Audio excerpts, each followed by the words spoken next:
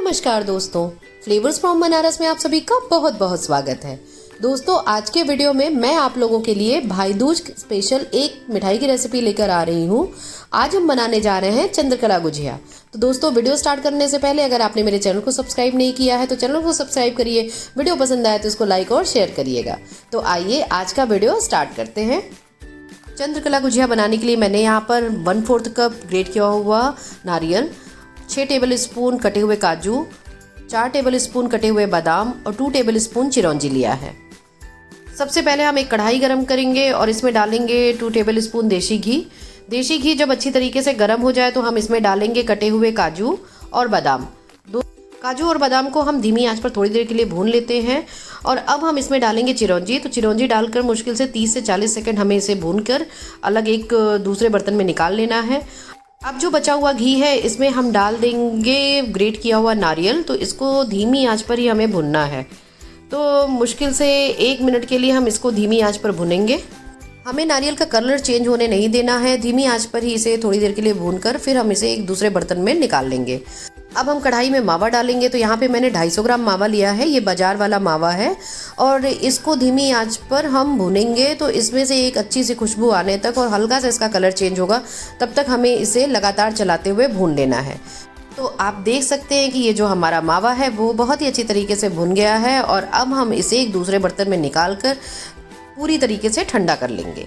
अब हम एक बड़ा बर्तन या कोई परात लेंगे। इसमें डालेंगे 2 कप मैदा और इसमें अब हमें मोयन डालना है। तो आप चाहे तो यहाँ कुकिंग ऑयल का यूज़ कर सकते हैं। मैंने यहाँ पर देसी घी डाला है।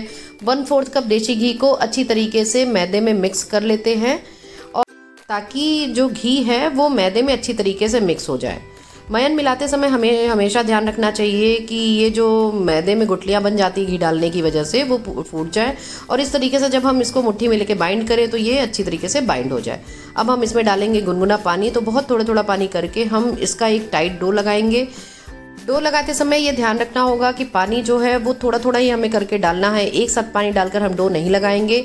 ऐसा करने से ये जो डो के लम्स होते हैं, आटे की गुठलियाँ होती हैं, वो अच्छी तरीके से टूट जाती हैं और एक सॉफ्ट और बहुत ही फाइन टेक्सचर का डो हमारा तैयार होता है। तो हमने डो लगा लिया है और अब हम इसको रेस्ट करने के लिए 10 मिनट के लिए ढककर रख देते हैं। अब हम चाशनी तैयार कर लेते हैं। तो यहाँ मैंने एक कढ़ाई में 1 कप चीनी डाला है और इसमें आधा कप पानी डाल दिया है। अब चीनी को लगातार चलाते हुए हम चीनी घुलने तक इस चाशनी को पकाएंगे। जब चीनी घुल जाए और चाशनी में उबाल आ जाए तो हम इसमें थोड़े से केसर के धागे मिलाएंगे। तो यहाँ पे मैंने 10 से 12 केसर के धागे मिला दिए हैं। साथ ही इसमें 2 से 3 चुटकी मैंने छोटी इलायची का पाउडर मिलाया है।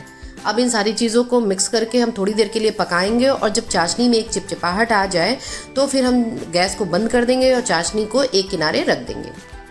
अब हम इसकी स्टफिंग तैयार करेंगे। तो स्टफिंग तैयार करने के लिए हमने जो मावा को भून के रखा था वो पूरी तरीके से ठंडा हो गया है। इसमें भुना हुआ ड्राई फ्रूट और नारियल मिला देंगे और सारी चीज़ों को अच्छी तरीके से मिक्स कर लेते हैं। इसमें हम मिलाएंगे थोड़ी सी चीनी। तो चीनी यहाँ पे मैंने आधे कप से थोड़ा ज़्यादा लिया है। इसकी जो स्वीटनेस है वो आप अपने हिसाब से कम या ज़्यादा कर सकते हैं। तो उसी के अकॉर्डिंग आप अपने चीनी की क्वांटिटी को सेट कर सकते हैं। और इसमें साथ ही हम मिला देंगे छोटी इलायची का पाउडर। तो इन सारी चीज़ों को मिक्स करने के बाद अब इस मिश्रण को हम एक साइड में रख देंगे और अब हम गुजिया बनाना स्टार्ट करते हैं। इधर हम डो को चेक कर लेते हैं। तो ये जो हमारा डो है बिल्कुल तैयार हो गया है। इतने डो से हम 5 लोइयाँ बना लेते हैं। तो थोड़ी बड़ी बड़ी लोइयाँ हम काटेंगे और इस तरीके से अब हम एक एक लोई लेकर इसको बेल लेते हैं।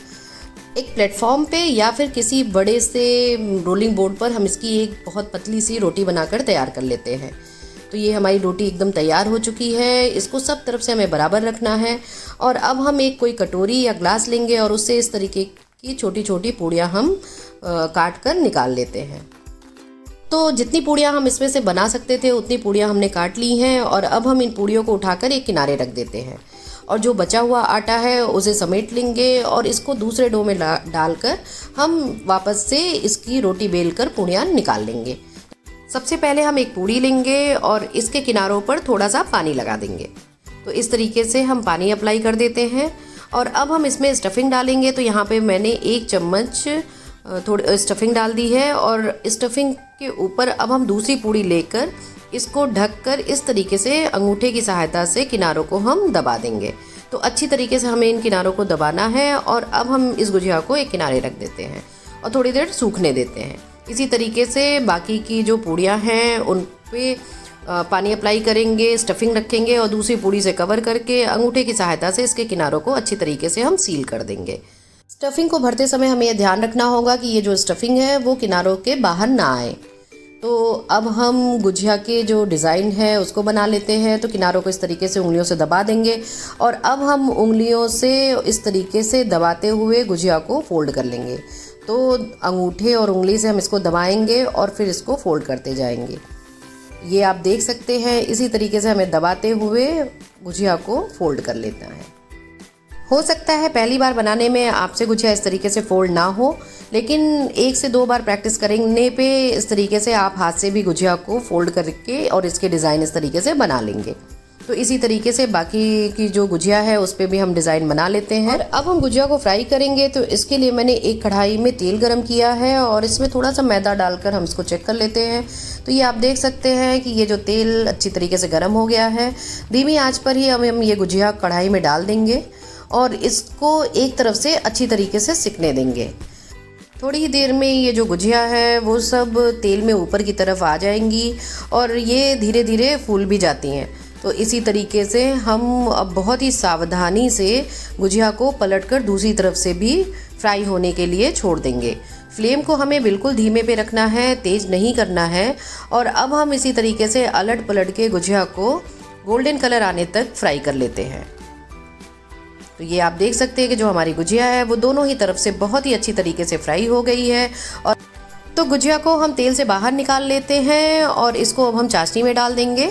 तो ये जो चाशनी है वो पूरी तरीके से ठंडी नहीं है, इसको हम थोड़ा सा गुनगुना ही रखेंगे और गुजिया को हम पलट पलट कर चाशनी में अच्छी तरीके से डिप कर लेते हैं और 2 से 3 मिनट के लिए हम गुजिया को चाशनी में छोड़ देंगे। तो दोस्तों ये चंद्रकला गुजिया बनकर बिल्कुल तैयार है। इस पे थोड़े से पिस्ता फ्लेक्स और चांदी का वर्क लगाकर इसको गार्निश कर लीजिए। ये बिल्कुल बाजार जैसे स्वादिष्ट और बहुत ही खस्ता बने हैं।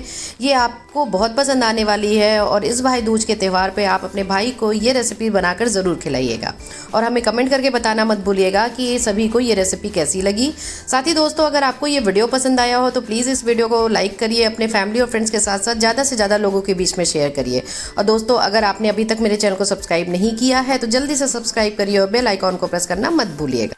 आपसे फिर मुलाकात होगी एक नई रेसिपी के साथ। तब तक देखते रहिए फ्लेवर्स फ्रॉम बनारस। नमस्कार।